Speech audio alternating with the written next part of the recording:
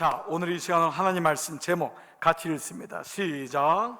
양육 받아야 산다. 여러분 지난 주간에 들으신 분은 이제 보신 분은 방송을 보신 분은 아실지 모르겠는데 타임즈에서요 1년에 한 번 혹은 2년에 한 번 세계에서 가장 영향력을 끼치는 백인, 영향력 있는 백인이라고 하는 이제 이 제목 아래 사람을 뽑는데 우리나라 영화 배우인 이 윤여정 씨가 이번에 백인 중에 들어갔습니다. 보통은 이제 대통령이나 아니면 어떤 굉장히 극적인 일을 한 사람들, 이런 업적을 이룬 사람인데 이번에 이 영화 배우신데 이제 이분이 들어간 거예요.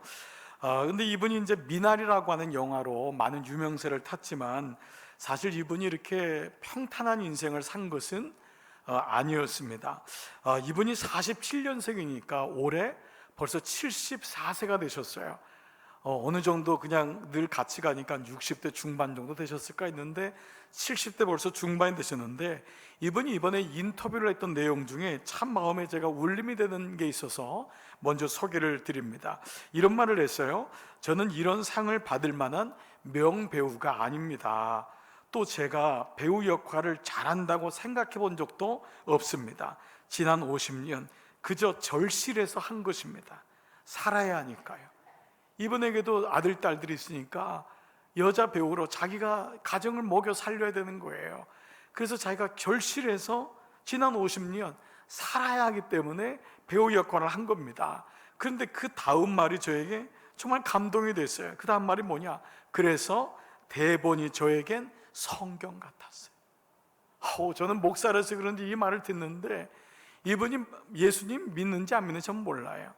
그런데 이분에게 대본이 성경 같았대요. 누군가의 삶에 대해서 지적질은 할 수 있지만 그분이 살아온 길을 이해하고 함께 공감하는 건 참 어려운 것 같습니다. 저는 이분의 삶이 어떤지 몰라요. 그러나 이 한마디가 이분의 간절함, 이분이 어머니로 자녀를 기르면서 어떤 마음으로 사셨는지는 이해할 수 있을 것 같아요. 대본이 성경 같았습니다. 그러니 최선을 다했을 것이고 그것이 74살인 이분이 세계에서 영향을 끼치는 백인 중에 들어갈 수 있는 그러한 자리까지 오지 않았을까. 마침 타임즈에 대한 얘기를 해서 또 하나의 또 좀 말씀을 좀 나누고 싶습니다. 지난 초에 올 초지요, 이 코로나 전국이 도무지 끝나지 않을 것 같을 때 타임즈에서 세계적인 글로벌 기업인들을 모아서 인터뷰를 한 적이 있어요. 그 질문이 뭐냐면 이 불확실성 이 속에서 도무지 확실하지 않은 이 시대 속에서 어떤 아이템에 투자해야지만 살아남을 수 있나요? 기업인이 어떤 아이디어를 가져야지만이 은퇴 전, 은퇴 후에도 살아남을 수 있나요? 라고 했는데 공통적인 생각이 모아졌어요. 이렇게 얘기를 했어요. 코로나 시대만이 아닌 모든 시대를 막론하고 모든 성공적인 아이디어는 세 가지가 꼭 있어야 됩니다. 첫 번째, 지속 가능하고, 두 번째, 계속 반복이 가능하고, 세 번째, 계속 확장이 가능하다. 세 가지가 필요하대요. 계속적으로 지속이 가능하고, 계속적으로 반복이 가능하고, 계속적으로 확장이 가능한 것만이 은퇴 후에도 아이템이 되고 은퇴 후에도 이 아이디어를 가져야지만이 살아남을 수 있다. 저는 목사라서 그런지 제가 기업인이라도 정신이 번쩍 드는 얘기 아닙니까? 그렇구나. 우리가 삶을 살아갈 때 어떤 단기간에 끝나는 게 아니잖아요. 사업 1년 하다 끝나는 것이 아니잖아요. 그게 계속 지속되고 그것이 계속 반복되고 그것이 확장되어야 되는 것. 그런데 과연 이게 뭘까? 라는 마음이 저에겐 들었어요. 여러분 뭐라고 생각하세요?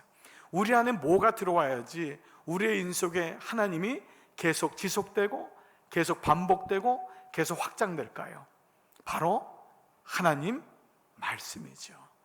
하나님 말씀이 내 안에 들어와야지만이 그 말씀이 있어야지만 주님이 주신 그 마음이, 우리 선배 목사님들 저도 이제 남은 시간이 지나온 것보다 짧은데도 장 목사 목회 하루 이틀 하는 게 아니야, 설교 하루 이틀 하는 게 아니야. 여러분 예수 하루 이틀 믿는 게 아닙니다. 주님 앞에 가서 믿는 것이고 주님 나라 가서도 우리는 하나님을 예배하는 것이라면 오늘 이 메시지가 우리에게 정말 많은 것을 던져준다고 생각합니다. 자, 그러면 키는 뭘까요? 어떻게 하나님 말씀으로 우리의 삶의 경건을, 하나님에 대한 예배의 마음을 지속 가능하게 하고 반복 가능하게 하고 확장 가능하게 하느냐, 이것이 우리에게 주어진 모든 사람들의 숙제일 것입니다. 슬기로운 믿음 생활, 지혜 있는 신앙 생활. 자, 우리가 이런 면에서 오늘 7번째 말씀, 살아야 산다 시리즈. 첫 번째가 뭐였죠? 들어야 산다. 두 번째가 묵상해야 산다.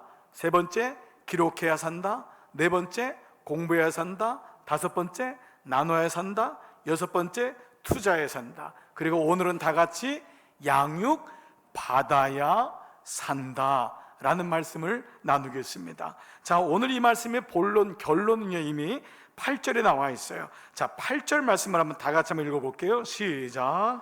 육체의 연습은 약간의 유익이 있으나 경건은 범사에 유익하니 금생과 내생에 약속이 있으리라. 자, 뭐가 약간의 유익이 있어요? 육체의 연습도, 이런 몸을 꾸미고 몸한테 투자하는 것, 화장하고 하는 것, 여러분 다 나이가 젊은 사람만이 아니라 나이가 들어도 여기도 유익이 있어요.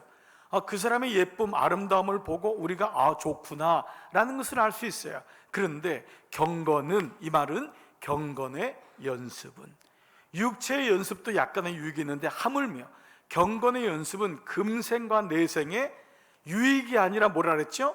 약속이 있느니라. 하나님이 그건 약속하셨다는 거예요. 그 마음에 경건의 연습이 있으면 어린아이든 나이 같은 사람이든 내가 약속한 것을 주겠다 말씀하시는 거예요. 자, 그러면 이와 같은 맥락에서 오늘 양육 받아야 산다는 말씀을 한번 묵상해 볼게요. 자, 여러분 매일 성경에 출애굽기 전의 말씀이 갈라디아서였죠. 매 성경의 권들이 우리에게 우리의 믿음을 돌아보게 하고 축적 만드는데, 갈라디아서를 비롯한 초대교회 때에 두 가지의 숙제가 있었습니다. 대부분 유대인 크리스찬이거든요. 유대교회에서 컨버트해서 회심해서 예수를 믿었던 사람들인데, 이 사람들에게 두 가지의 도전과 두 가지의 숙제가 있었어요. 자, 뭘까요? 첫 번째 뭐였을까요? 초대교회 당시는 로마의 지배 아래 있었거든요.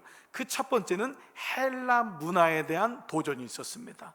오늘날과 같이 이 세상에 살다 보면은 원하지 않는 뉴스들, 정보들이 계속 쏟아져 들어오는 거예요. 뭐를 어떻게 해야 될지 모르겠어요. 뭐를 먹어야 될지, 어떤 길을 가야 될지 도무지 알 수가 없어요. 첫 번째는 헬라 문화의 유혹과 도전이 굉장히 큰 숙제였을 것입니다. 세상에 대한 숙제, 도전이지요. 두 번째 도전과 유혹은 뭐였을까요? 바로 유대교 자체 율법주의였습니다. 오랫동안 유대교 안에 있었던 사람들은 예수님 믿었지만 옛날의 모습이 그대로 있는 거예요. 예수 믿는데 지금도 전보로 가는 거예요. 예수 믿는데 아직도 미신 믿어요. 예수 믿는데 아직도 사주단지 들여오고, 예수 믿는데 아직도 이런 거 보고. 여러분, 이게 우리 안에 계속 남아있는 거예요. 예수님 믿는 거를 미신 믿는 것처럼 믿는 마음이 유대적인 사람에게는 도전과 유혹이 되었던 것이죠. 가만히 우리 인생을 보면은 하나님 말씀이, 하나님의 경건이 지속되지 못하고 반복되지 못하고 확장되지 못하게 하는 이유 또한 두 가지가 있더라고요. 첫 번째 뭘까요? 바로 세상에서 끌어내는 힘이에요. 세상에서 나를 끌어내는 거예요. 나는 예수님 믿고 싶은데 세상이 나를 가만두질 않아요. 네, 세상이 나를 가만두질 않아요. 세상의 권력, 세상의 명예, 세상의 돈, 세상의 섹스, 이것이 나를 가만두지 않아요. 이 끄는 힘은 엄청나요, 여러분. 여러분, 이건 내 스스로가 끊을 수 없어요. 우리 알잖아요. 도박에 빠진 사람 혼자 안 돼요. 중독된 거 혼자 안 돼. 이게 왜냐하면 그만큼 끄는 힘이 강하다는 거예요. 이건 내 스스로가 통제하겠다. 이건 거짓말이에요. 이건 스스로를 과신하는 거죠. 이런 힘이 있어요. 이게 뭐예요? 구심력이지요. 세상에서 나를 끌어내는 거예요. 그러나 또 하나의 힘은 뭐냐? 변화되지 못한 내 옛자가 나를 끌어당기는 힘이 있어요. 자꾸 옛날로 들어가고 싶어. 옛날로 변화가 안 되는 거예요. 그래서 마귀가 뭐라 그러죠? 너는 안 변해. 똑같잖아. 그 마음을 자꾸 주는 거예요. 옛날로 돌아가는 거예요. 내가 쏟아놓은 그 분비물을 내가 또 먹는 거예요. 그래서 이 두 가지 원심력이죠. 두 가지가 우리 인생에서 힘을 발휘해서 우리로 하여금 하나님을 온전히 바라보지 못하고 지속하지 못하게 하고 반복하지 못하게 하고 확산하지 못하게 하는 거죠.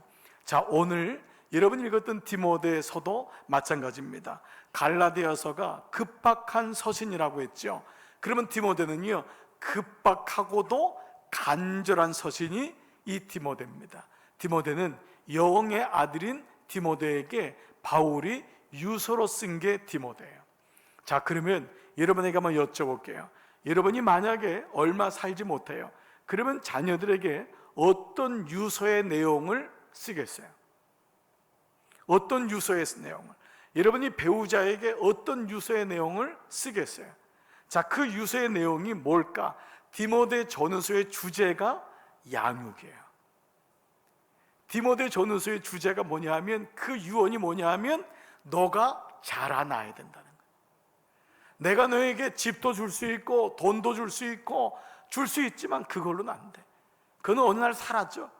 너 힘으로 너가 스스로 이 믿음을 지키고 이겨낼 수 있어야 돼 라고 하는 말씀이 이 디모데 전서의 이 모든 본론이에요. 그래서 디모데 전서에도요, 바울이 간단하게 인사하고 3절부터는 너무 긴박하니까 본론으로 들어가요. 자, 1장 3절부터 4절, 5절, 4절까지 같이 한번 읽을게요. 시작.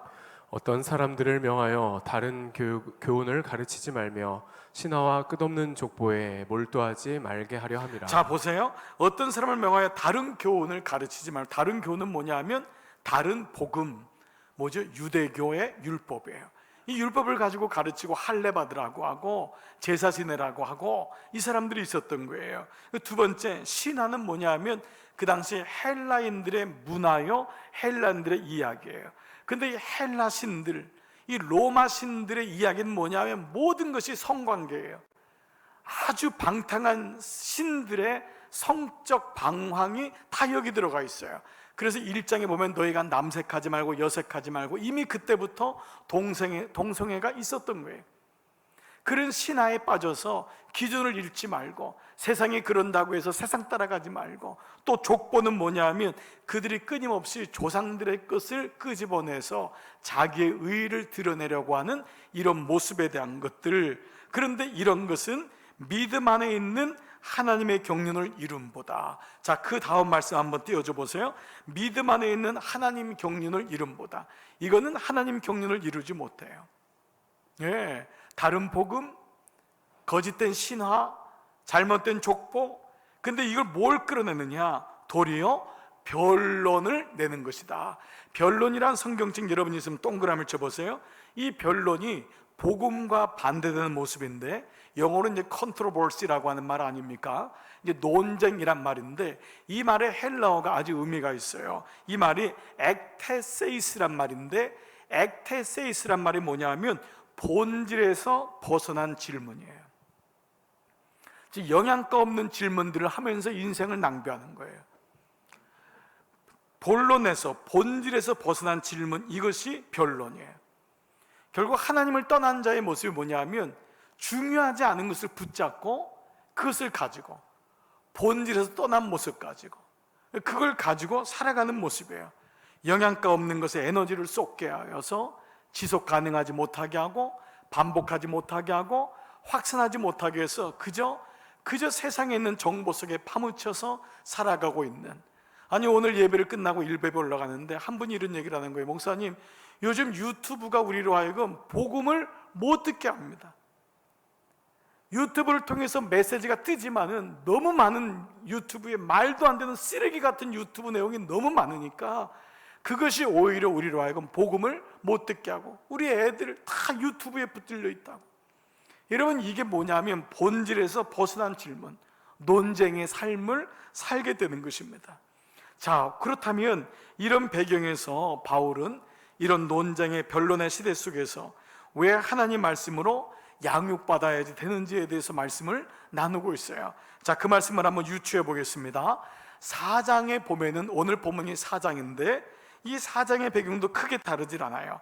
자, 4장 1절 말씀. 그러나 성령이 밝히 말씀하시기를 후일에 어떤 사람들이 믿음에서 떠나 미혹하는 영과 귀신의 가르침을 따르리라. 1장에서는 뭐라 그랬죠? 1장에서는 다른 교훈, 신화나 족보라고 했는데 4장에서 뭐라 했냐면 이것을 아예 영적인 영역임을 얘기해요. 이것이 미혹하는 영이고 거짓된 귀신의 가르침입니다. 이게 그냥 일반적인 게 아니라는 거예요. 하나님 말씀을 듣지 못하게 하고 반복하지 못, 확신하지 못하게 하고 그 말씀을 잃어버리지 못하게 하여서 그저 주일날 오면은 말씀을 듣고 새까맣게 잊어버리고 사는 거예요. 여러분, 이게 당연한 게 아니에요. 어떤 사람은 목사님, 우리가 잊어버려야지, 목사님이 설교를 매주마다 똑같은 거 해도 모르죠. 아멘. 네, 여러분, 이게 정상인 게 아니에요. 여러분, 이게 정상이 아니에요. 그러니까 목사는 똑같은 설교하는 거예요, 여러분. 교사가 똑같으니까 여러분 학생도 변하지 않는 거예요. 여러분이 그 말씀을 가지고 지속하지 않으면, 반복하지 않으면, 확산되지 않으면 이 영적인 유혹을 어떻게 이길 거예요? 이 영적인 음란한 시대 속에서 어떻게 그 말씀을 가지고 살 수 있겠어요? 그러니까 오늘 바울은 이것을 미혹하는 영이라는 거예요. 내게 말씀이 없는 게, 논쟁의 삶을 사는 게 그저 성격이 안 맞아서가 아니라는 거예요. 추석 아니에요? 추석 때 되면 목자인 제 마음에는요, 여러분을 향한 축복의 마음도 있지만 또 가정이 싸울까 봐 걱정되는 가정 또한 많이 있어요. 모이기만 하면 싸우는 가정이 있어요. 예수 안 믿어요. 그렇게 얘기해도 예수 안 믿는 자녀들, 이런 걸로는 마음이 아픈 부모들이 너무 많이 있어요. 여러분, 그게 뭐예요? 논쟁이죠. 영양가 없고 본질이 아닌 질문 속에서 살아서 그냥 잘 있어, 밥 잘 먹어, 직장 잘 다니지, 더 이상 할 얘기가 없는 거예요. 부모의 축복도 안 받아요. 자녀는 자녀의 삶이고 부모는 부모의 삶이에요. 근데 이것이 뭐라 그러죠? 영적인 거라는 거예요. 미혹의 영이, 거짓된 가르침의 영이 그 가정 안에서 말씀이 없이 살 수 있도록, 우리 그렇게 지음받은 건 아니잖아요. 근데 오늘 이것을 이렇게까지 강조하는 거, 변론, 액테세스트를 일으키는 것이 영적인 영역. 그래서 뭐라고 먼저 얘기하느냐? 4장 5절, 하나님의 말씀과 기도로 거룩하여 지미라. 하나님 말씀과 기도가 없으면 그 가정은 결코 거룩해지지 않아요. 아무리 사랑하고 예쁘고 잘생겨서 미혹적이고 매혹적이어서 결혼했어도요, 그 가정 지속되는 거는요, 하나님 말씀이 없으면, 서로가 기도해주는 마음이 없으면 그 가정은 절대 지속되지 않습니다. 위기가 한두 번인가요? 여러분, 목사인 저도요, 지난 32년 살고 보니까요, 한두 번 위기가 오는 게 아니에요. 제 아이도 마찬가지일 거예요. 하나님 말씀과 그를 위한 기도가 없이는, 이것이 영적인 영역이기 때문이라는 것을 계속 바울은 얘기하고 있는 거예요. 누구한테? 아들 디모데에게. 아들이니까 진짜 얘기를 하는 거예요. 그러면서 본질적으로 구체적으로 얘기하는 본론이 6절입니다. 자, 6절 말씀이 본론인데 6절 다 같이 한번 읽습니다. 시작. 내가 이것으로 형제를 깨우치면 그리스도 예수의 좋은 일꾼이 되어 믿음의 말씀과 내가 따르는 좋은 교훈으로 양육을 받으리라. 자, 여러분, 이 말씀이 본론인데 다시 한번 띄워줘 보세요. 첫 번째부터 이 말씀을 가만히 봐보세요. 이게 좀 뭔가 도치된 것 같지 않으세요? 뭔가 순서가 맞지 않는 것 같은 느낌이 들 거예요. 자, 보세요.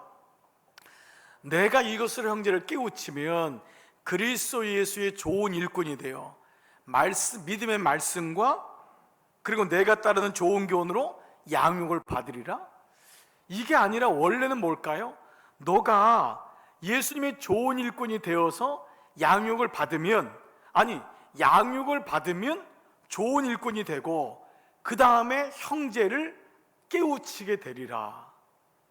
이게 맞지 않나요? 여러분, 어떠세요? 이게 순서적으로 맞지 않나요? 내가 양육을 받으면 내가 좋은 군사가 되고 믿음이 되고 그 다음에 형제를 깨우치는 것.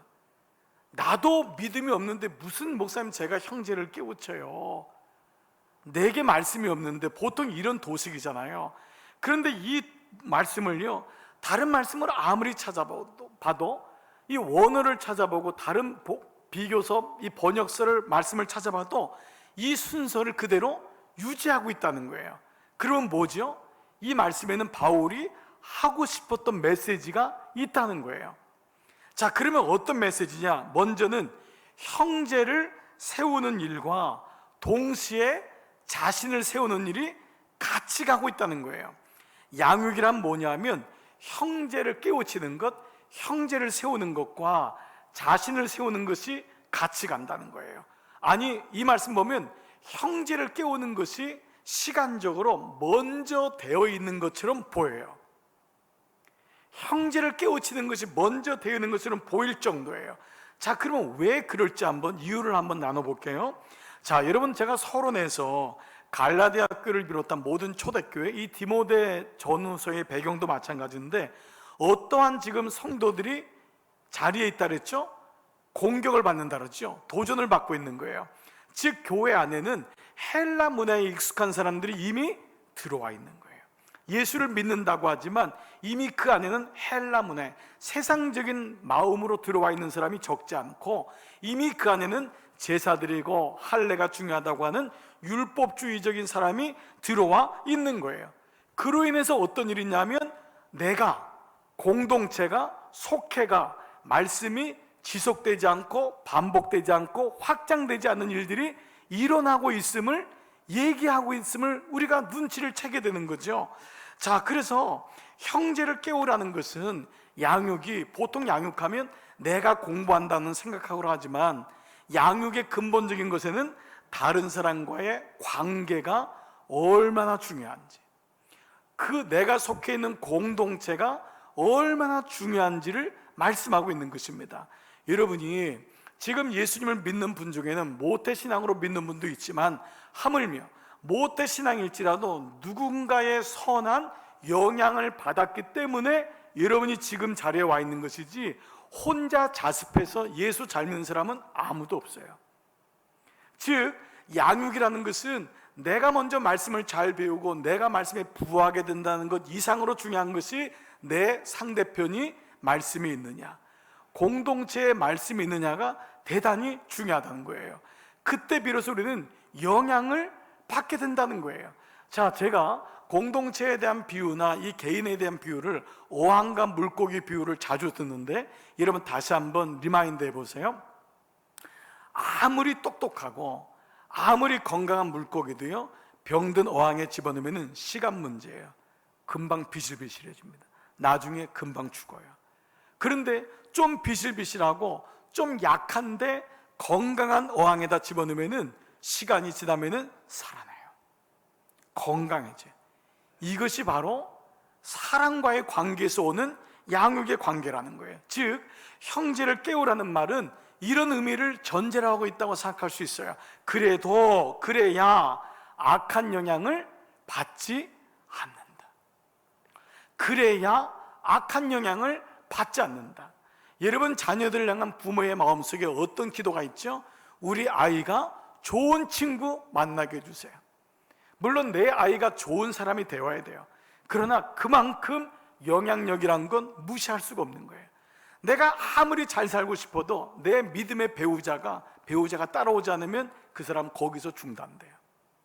아무리 아내가 믿음으로 살고 싶어도 남편이 거기까지면 그 아내도 거기까지밖에 못 가요. 대부분 그래요. 남편이 아무리 잘 먹고 싶어도 아내가 거기까지인 사람은 남편도 거기까지밖에 못 가요. 그래서 여러분, 권사 이상 중직자는 꼭 남편과 아내를 같이 보는 이유가 거기 있는 거예요. 그래야지 교회 생활도 감당할 수 있고 믿음 생활도 같이 갈 수 있는 거예요. 예를 들어 볼까요? 목사인 제가 아무리 주일을 감당하고자 해도 사모가 세상에 빠져 있으면은 목사는 할 수가 없어요. 이것이 목회자하고만 연결되는 것이 아니에요. 여러분, 믿음의 모든 영역 속엔 그래서 같이 가는 것이 그렇게 중요한 거예요. 여러분, 교회도 마찬가지예요. 한 사람 한 사람이 참 잠재력이 많은 교회인데 그 교회가 논쟁에 중요하지 않은 영양가 없는 것에 몇 사람이 중직자가 걸려 있으면은 교회는 다 안진뱅이가 돼요. 날아다니지 못해요. 그래서 논쟁이 아니라 모든 공동체가 같이 간다는 것, 이것이 너무너무 소중한 거예요. 여러분, 이번에 1:1 양육을 계속 말씀드리면서 제 마음에 안타까움이 있어요.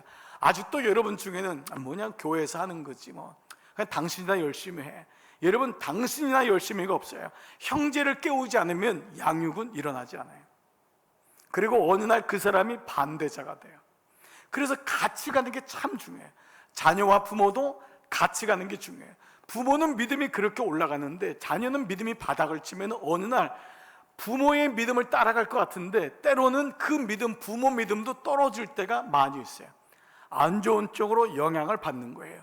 그래서 오늘 형제를 깨우쳐야지. 형제를 깨우면 너가 하나님의 좋은 군사가 되어, 이 말에 배경이 깔려 있는 것, 그래야 악한 영향을 받지 않는다. 자, 그렇다면 우리 인생이 결국은요, 영향을 받거나 영향을 주는 거예요. 설득당하거나 설득한다면, 오늘 디모데서 4장 2절, 자기 양심이 화인을 맞아. 이런 사람이 초대교회 때 많았던 거예요.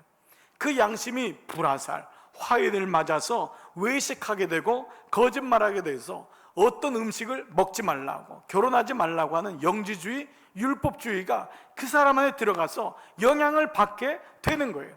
믿음의 공동체라는 게 이렇게 중요한 거예요. 그래서 어느 부서장님들, 그 부서에서 부정적인 얘기가 나올까 봐 얼마나 마음을 쫄아요. 왜냐하면 새 가족이 와가지고 그 얘기 들으면은 거기 그대로 따라가는 거예요. 속해 있는 속장님들 얼마나 속해라면서 마음을 쫄아요. 왜냐하면 그 안에서 부정적인 영향력을 가지고 있는 사람이 있기 때문에 그래요. 여러분, 이 오늘 말씀, 형제를 깨우치면 이라고 하는 말씀을 보면서 여러분 주변에는 어떤 영향을 끼치는 사람이 많은지를 한 번쯤 곰곰이 돌아보세요. 저는 이만큼 목회했는데도요, 제가 세미나 가서 3박 4일 동안 누구랑 잠을 자거나 할 때 꼭 상대방을 정말 조심해서 고릅니다. 아니면 나 혼자 방 달라고 합니다. 왜냐하면 정말 목사 중에도요, 부정적인 목사랑 3일 동안 같이 잠자고 나면요, 교회 올 때요 힘이 다 빠져요. 목회하고 싶지 않아요. 세상에 다 이런 것 같아요. 그래서 꼭 여러분 상대자를 고를 때, 파트너 고를 때 이 사람이 나에게 선한 영향을 주는지 안 주는지. 그래서 믿음이란 건 공동체인 거예요. 저는 여러분 주변에 이런 사람이 붙여지기를 축복합니다. 그리고 그런 사람을 선별할 줄 아는 눈이 있어야 돼요. 계속 부정적인 사람이 있는데도 옆에 두고 계속 얘기하면 계속 끌려 다니는 거예요. 결국 지속되지 못하고 반복되지 못하고 확산되지 못하는 거예요. 자, 그러면 바울은 두 번째로요, 이렇게 형제를 깨우는 것, 공동체가 사람이 중요한 것을 얘기하면서 너가 이 변론의 세상, 논쟁의 세상 속에서 이제는 좋은 사람을 분별할 줄 아는 그 눈과 더불어서 너 스스로가 믿음으로 연단받아야 된다. 이제는 너가 실력을 키워야 된단 말을 하고 있어요. 자, 그 말씀이 6절 7절입니다 다 같이 시작. 믿음의 말씀과 내가 따르는 좋은 교훈으로 양육을 받으라. 망령되고 허탄한 신화를 버리고 경건에 이르도록 내 자신을 연단하라. 두 가지 단어가 나와요. 첫 번째, 양육을 받으라. 이거는 권면이 아니에요, 명령이에요. 양육받지 않으면, 실력 없으면 죽는다. 구별 못해. 안 좋은 영향이 와도 이게 안 좋은 건지 뭔지를 몰라. 그러므로 너가 먼저 양육을 받아야 돼.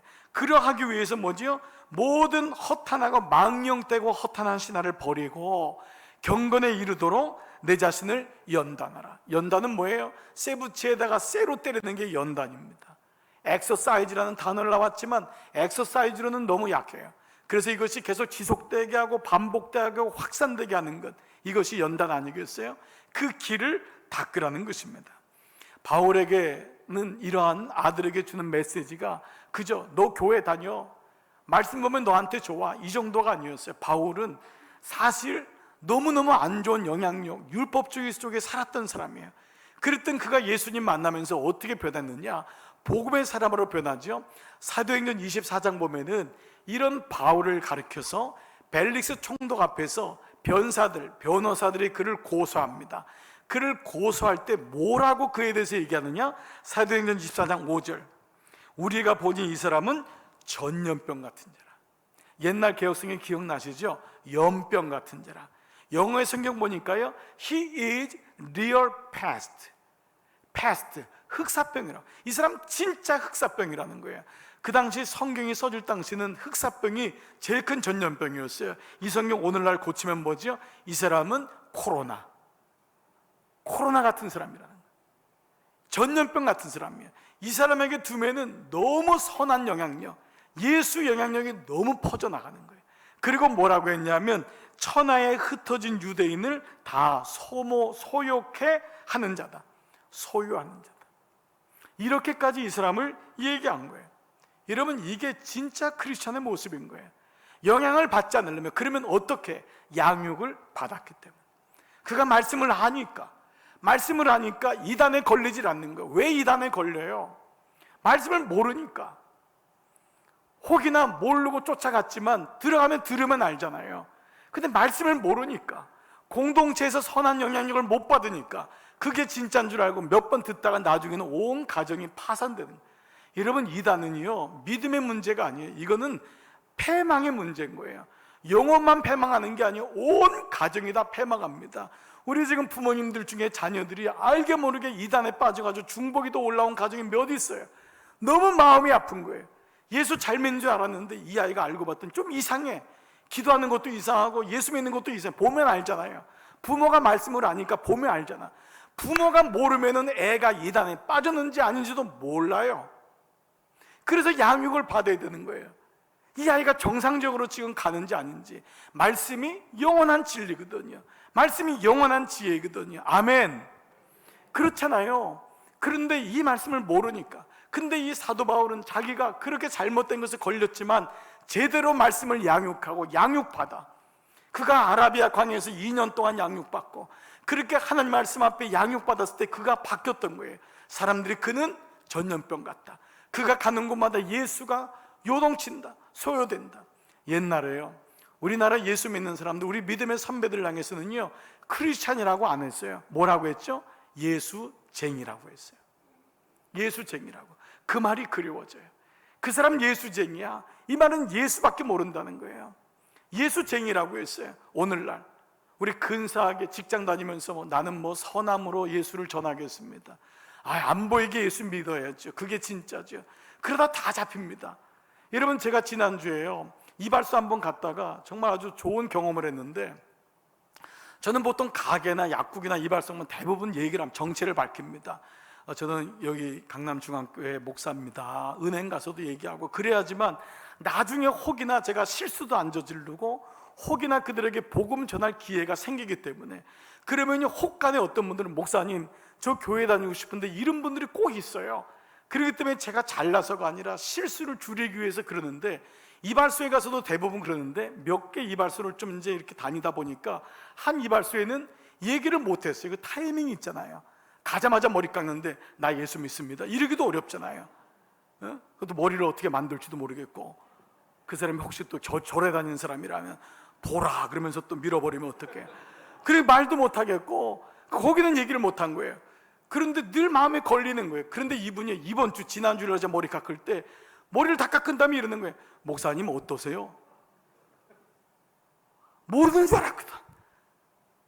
제가 순간적으로요, 지난 몇 달 동안 내가 이분한테 어떤 행동을 했지? 물론 제가 이발소에서 담배 피우진 않았어요. 예? 내가 거기 가서 혹시 게임을 하거나 이러진 않았어요. 그렇지만 갑자기 돌아서더라고요. 그리고 이럴 수 있겠구나. 야, 사람들은 모르는 것 같지만 아는구나.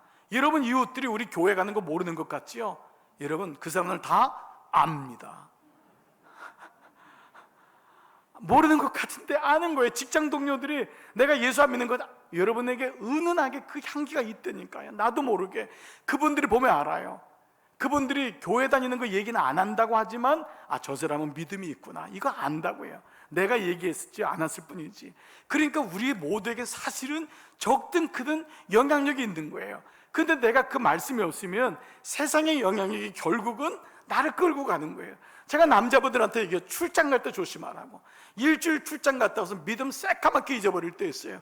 이번에 주영훈 집사님, 제가 녹화하면서 그분이 그 얘기하는 거예요. 목사님, 저는 호텔 가서도 기도합니다. 왜 그러냐면 이 호텔에서 어떤 사람이 잤을지 누가 아냐고. 그 얘기를 하는데 제가 섬뜩하더라고요. 여기서 어떤 일을 하는지 누가 아냐고. 깨끗이 치워놨을 뿐이지. 우리 많이들 아무것도 아닌 양 하지만요, 그 집사가 그만큼 연예인 하면서 믿음 지키는 이유가 있구나. 그런 마음의 준비와 양육에 대한 마음이 있어야지만 이 세상의 유혹을 이겨나갈 수가 있는 거예요. 누가 빠지고 싶어서 빠지나요? 누가 가정 깨지고 싶어서 깨지나요? 누가 거기 붙잡히고 싶어서 붙잡히나요? 말씀이 없게 하는 것, 이것이 마귀의 작전 아니에요? 교회는 나오게 하지만 논쟁에 살게 하고, 교회는 오지만 영양가 없는 것에 붙들려 살게 하고, 그래서 말씀이 없게 만드는 것. 여러분, 마귀는요, 예수 믿는 사람이 몇 명이냐, 이거 아무 관심 없어요. 교회에 몇 명 모이느냐 겁내지 않아요. 그 사람에게 말씀이 있냐 없냐, 이거를 마귀가 보는 거지. 뭐 그 교회에 뭐 10,000명, 그게 뭐 중요해요. 거기 말씀이 없는 사람 10,000명이 있으면 똑같은 거지.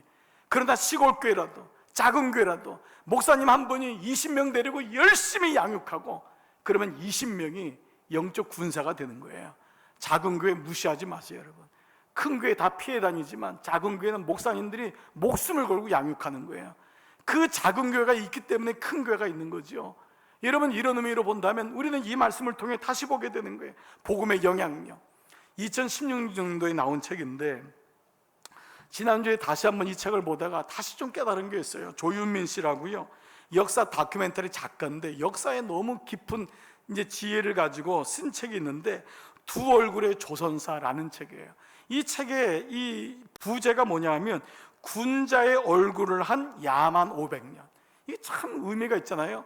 조선 500년, 군자, 충과 효, 제사 드리고, 겉으로는 그랬는데 야만의 500년. 이 조선시대처럼 계급사회가 전 세계에서 이렇게 지독하고 이렇게 차별이 있었던 나라가 없었다는 거예요. 조선시대 양반은 열에 한 명이었습니다. 10%밖에 안 돼요. 나머지는 20% 중인, 70%가 상놈, 노예였어요. 즉 양반을 위한 나라가 이 조선이란 나라. 그래서 폐쇄적인 나라, 겉으로는 효를 주시하고 겉으로는 유교, 성리학, 이거 중요하죠. 물론 이것도 우리가 뭐 인정해 줄만 하지만은, 이 작가는 그 안에 감추어진 그 양반들, 배운 사람들, 누리는 사람, 사대부들의 탐욕, 이 얘기를 하는데, 이분이 어떤 얘기를 하냐면 1700년도 중반에 정조시대에 만약에 그때 중국에서 서학으로, 서양에서 들어온 학문이라 해서 서학이었지만 천주교, 기독교였잖아요. 그 기독교가 1700년도 중반에 우리 조선에 들어올 수만 있었다면, 그거를 최소한 인정만 했더라면 우리는 그 가난의 시간을 100년, 150년은 줄일 수 있었다라는 이제 이런 가설을 가지고 얘기하는 거예요. 1700년대 중반에 서학이 들어올 때 모든 사대부들이 목숨을 걸고 반대를 했어요. 왜 그랬냐면 제사 문제 때문이었어요. 근데 제사 문제는 사실 겉으로서요, 역사적인 부분이 많이 드러나는 것이 있는데, 이 기독교가 들어온 나라가 천지개벽하는 걸 이미 알고 있었던 거예요. 어떤 천지개벽이죠? 남자도 없고 여자도 없고, 거긴 양반도 없고 상남도 없고, 배운 사람도 없고 배우지 못한 사람도 없고, 건강한 사람도 없고 장애인도 없고, 모든 사람들이 글을 알고 모든 사람들의 직업은 다 균등하고 동일하니, 이것이 하나님 앞에서의 모든 자녀된 삶이다. 이것이 서학의 원리였거든요. 기독교의 원리 아니에요. 이것이 들어왔을 때 양반 세계는 다 깨지는 거고, 그동안 효라고 하는 이름 고로는, 그러나 이 질서를 잡아놨다고 하지만 이것은 완전히 천지개벽이 되는, 그래서 그들이 무려 1791년부터 1866년 75년 동안 나라적으로 박해를 했는데, 나라적으로, 개인적으로 한 게 아니에요. 신해 박해, 신유 박해, 기해 박해, 병호 박해, 병인 박해, 5번을 통해서 예수 믿는 사람 C까지 3대까지 다 죽여버린 거예요. 왜 그랬을까요? 복음을 알고 있었기 때문에.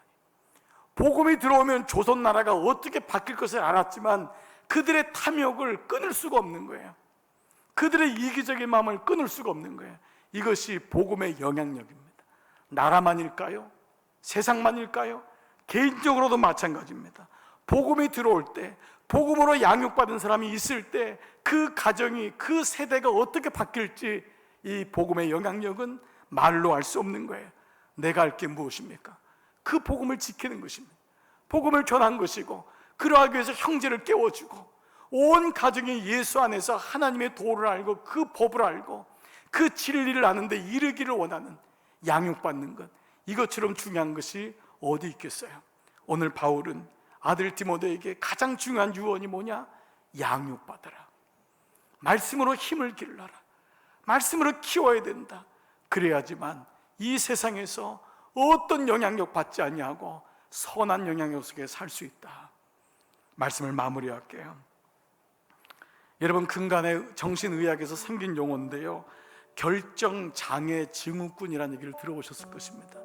결정을 못하는 거예요. 근데 이게 장애가 될 정도로 어렵다는 거예요. 뭐를 먹어야 될지, 뭘 해야 될지, 어떻게 살아야 될지 아무것도 모르는 거예요. 이게 왜 그럴까? 젊은 아이들을 통해서 나온 단어기도 한데, 원래 이 결정장애 증후군의 원어는, 원래 이 용어는요, 결정장애가 아니라 햄릿 신드롬입니다. 햄릿이란 사람이 셰익스피어가 만든 그 소설, 그 희극의 햄릿의 주인공이 죽느냐 사느냐 이것이 문제로다, 죽지도 못하고 살지도 못하는 우유부단한 햄릿의 이야기를 얘기해서 햄릿 신드롬이라는 명명을 붙인 거예요. 그게 결정장애 증후군이 되었어요. 독일에서는 여기에 대해서 메이비 시대라고 했어요. 메이비 세대. 메이비가 뭐예요? 뭐 그냥 메이비, 뭐 잘 모를 거예요. 뭐 메이비, 아마 그럴걸? 뭐 명확한 게 없어요. 교회 다니세요? 다니는 것 같기도 하고 뭐 안 다니는 것 같기도 하고. 예수님 믿으세요? 아이고 옛날엔 믿었는데 지금은 잘 모르겠고. 명확한 게 없어요. 명확한 게 메이비 시대라는 거예요. 자, 그런데 이 결정장애 신드롬에 대해서 책을 보다가 한 내용에 욕망하지 않는 세대의 비극이란 단어가 나오더라고요. 이게 뭐지? 왜 결정장애가 욕망하지 않는, 이 욕망이라는 단어는 나쁜 용어는 아니에요. 디자이어, 어떤 것을 바라는 것이 않는 세대, 이것이 오늘날의 세대가 됐고 어른들도 이 세대 속에서 동화가 되었다는 거예요. 자, 뭐냐? 어떤 것도 욕망하고 바라거나 직접 자기가 하질 않아요. 가상 TV에서 다 해주는 거예요. TV에서 연예인들이 나와서 다 노래 불러주고 다 웃겨주고 다 울려주고, 영화가 다 해주는 거예요. 젊은이들은 다 게임, 화상 게임에 들어가서 가상 게임 현실 속에서 살아가는 거예요.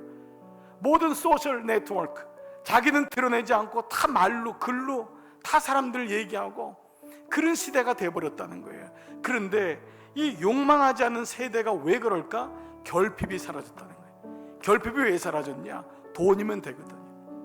모든 것, 젊은이들, 어린 자녀들, 부모가 어린 아이들에게, 자녀에게 결핍을 원하도록, 결핍을 경험하도록 내버려 두지 않는 거예요. 여러분 여기 부모님들 대부분이지만 자녀들 너무 잘해주지 마세요.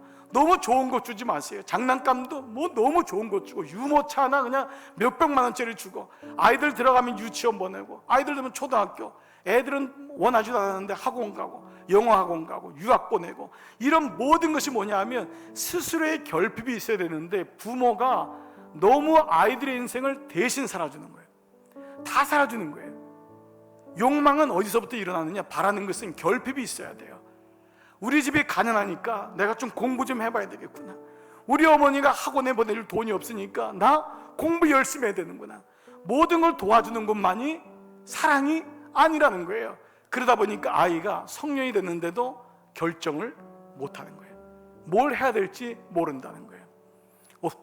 오늘 이 말씀을 묵상하다가 이게 신앙생활에도 이럴 수 있겠구나. 오늘 지난 30년 동안 목사들이 교인들에게 결정을 못하게 한 거예요. 예배만 나오면 좋다고 하는 거예요. 됐다고 하는 거예요. 어떤 것도 공부시킨 적이 없어요. 1:1 양육, 말씀 묵상 왜 안 하는 거예요? 교인들은 더 많이 배우면 안 된다. 무슨 교인들이 그렇게 말씀을 하냐면, 그러니까 100점 100배요. 나가면 다 지는 거예요. 오늘 이 코로나가 우리에게 그걸 보여주고 있지 않습니까? 결국은 결핍이 와야 돼요. 부족함이 없고 고난을 맞이해서 그걸로 인해서 하나님을 바라보고 실력을 키우고, 이 말씀이 오늘 우리들에게 주는 시대의 말씀 아니에요? 엊그제 금요일 날 매일 생명 말씀이 출애굽기 16장에 대한 말씀인데, 마침 지난 금요일 날 우리 최원재 목사님이 이 말씀을 가지고 묵상하는데 너무 같은 내용이 묵상되는 거예요.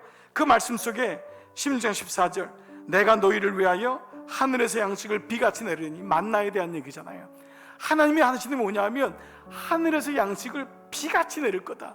만나는 이슬 같았다고 했으니까 이 말씀이 맞아요.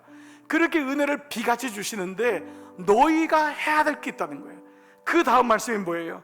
백성이 나가서 이루할 것을 날마다 거둘 것이니라. 이게 우리가 해야 될 거예요.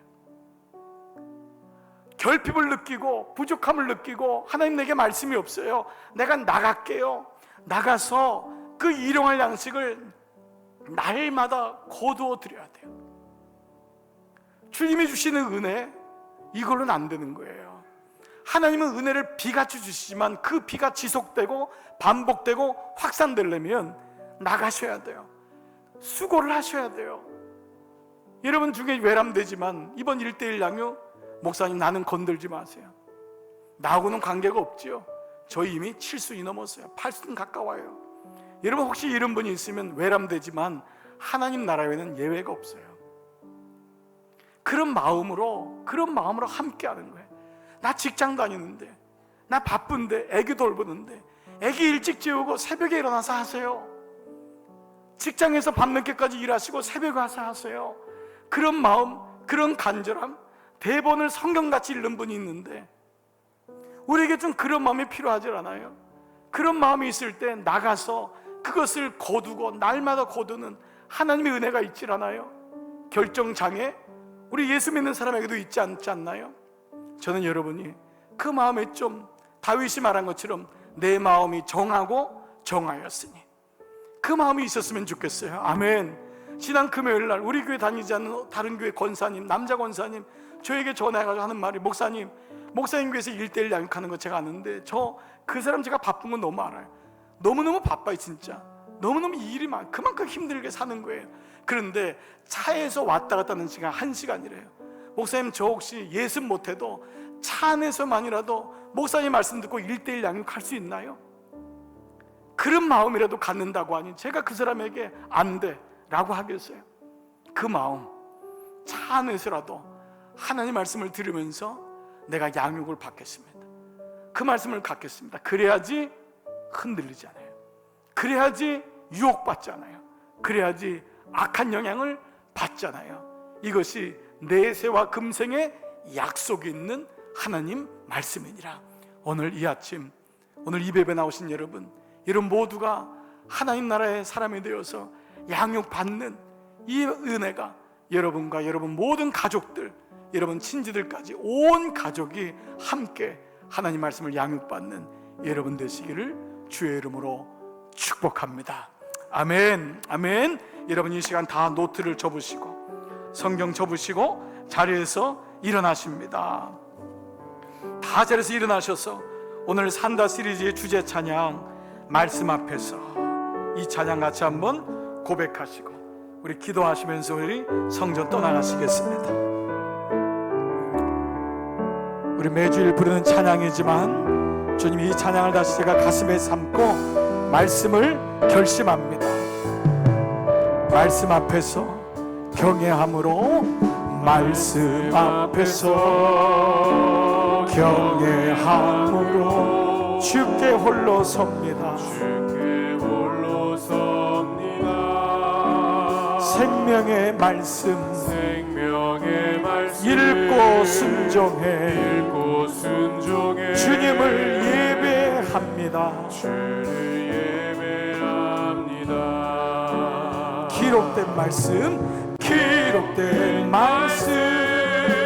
힘이 있어서 진리로 우리를 거룩게 하며 거룩한 말씀 세세 영원히 이것이 복음이 되어 말씀하시네.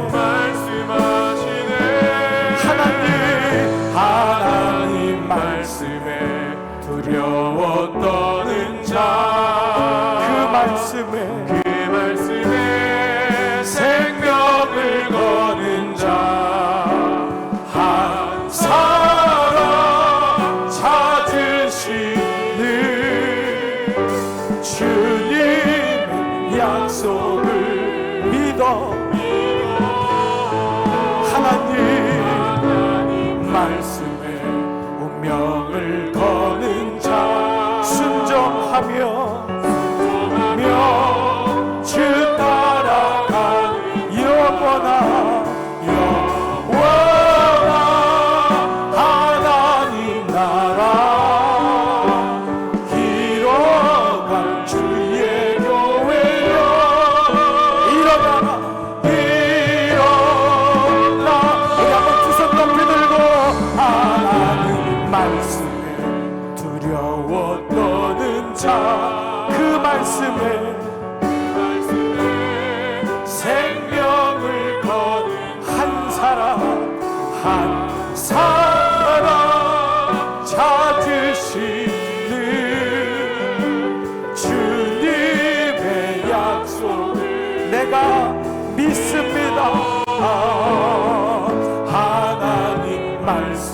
나의 살과 죽는 것이 주님 앞에 있으니 순종하며 주 따라가 영원한 하나님 나라 일어나 주의 교회여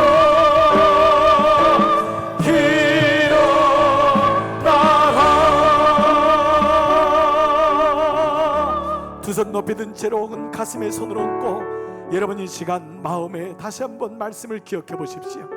여러분 말씀이 지속되고 말씀이 반복되고 말씀이 확산되고 있습니까? 이 말씀이 생명이요, 이 말씀이 지혜이요, 이 말씀이 살아가는 도인데 이 말씀을 잃어버리면 결국 붙잡히고 결국 따라가게 되고 결국 헛하는 것에 빠지게 됩니다. 아버지, 이 아침 주님 앞에 결단합니다. 주님, 내가 양육받는 자가 되기를 원합니다. 말씀으로 실력을 쌓는 자가 되게 하여 주옵소서. 다시 말씀의 그 맛을 알게 하여 주시옵소서. 우리 함께 결단의 고백 드리며 성전 떠나가겠습니다. 아버지 감사합니다. 아버지 종들을 축복하여 주시옵소서. 아버지 물에 물 탄 듯 술에 술 탄 듯 그렇게 살지 않고 그렇게 믿지 아니하고 아버지 앞에 온전한 그 주님 주시는 결핍을 가지고 주님 이겨나가기를 원합니다. 회색지대에서 결정하지 못하고 사는 자가 아니라 아버지 말씀 앞에서 주님, 내가 말씀 앞에 무릎을 꿇고 내가 그 말씀대로 살기를 소원하오니 아버지 망령되고 허탄한 신화가 끊어지게 하여 주옵시고 그 신화를 떠나보내게 하시고 오직 말씀이 내 가정에 들어와 아버지가 말씀에 있을 때 딸이 아들이 말씀으로 가고 할아버지가 말씀에 붙잡혀 있을 때 그 온 가정이 말씀의 감을 잊지 말게 하셔서 우리의 온 가정이 오직 말씀으로 오직 하나님 말씀과 기도로 성결하게 되는 이 놀라운 은혜가 우리 종들 가운데 있게 하여 주시옵소서. 아버지 예배드리고 떠나가는 종들을 축복합니다. 어떤 경우에 있든지 흔들리지 말게 하시고 말씀을 가진 자가 되는 놀라운 은혜가 우리 가운데 있게 하여 주시옵소서. 아버지 10월부터 시작하는 1:1 양육을 주님 손에 올려드립니다. 온 교회가 공동체가 형제와 자매가 깨어서 일어나서 함께 갈 수 있기를 원합니다. 아버지 내 형제 일어나게 하셔서 온 교회가 선한 영향력을 끼치며 믿음으로 달려갈 수 있도록 주님 도와주옵소서. 우리 강남중앙교회 위에 하나님의 은혜를 도와여 주시옵소서. 우리 종들의 가족 위에 하나님의 은혜를 도와여 주옵소서. 주님을 신뢰합니다. 주님을 찬양합니다. 이 말씀이 나의 생명되오니 주님 감사합니다. 주의 은혜와 사랑으로 붙잡아 주시옵소서. 아버지 감사합니다. 아버지 말씀이 없이는 살 수가 없음을 날마다 깨닫는데 다시 한 번 더 깨닫기를 원합니다. 그리고 이 말씀이 내 안에 들어와 양육되고 양육받아 하나님 말씀이 들어와 내 삶에 그 많은 영향력, 그 잘못된 신화와 허탄한 망령된 것에 붙잡히는 인생이 아니라 본질에 집중하고 하나님 말씀에 집중하여 이 땅에 살면서 우로부터 지혜를 얻고 우로부터 거룩함을 얻고 우로부터 깨끗한 그 하나님 마음을 얻어 마침내 승리할 수 있도록 인도하여 주시옵소서. 종들을 파송합니다. 종들의 가정, 모든 가정이 하나님 말씀을 가진 가정 되기를 간절히 소원하오며 이제는 성부와 성자와 성령의 은총이 머리 숙인 모든 종들 위에 이제로부터 영원토록 함께 하시기를 간절히 축원하옵나이다. 아멘.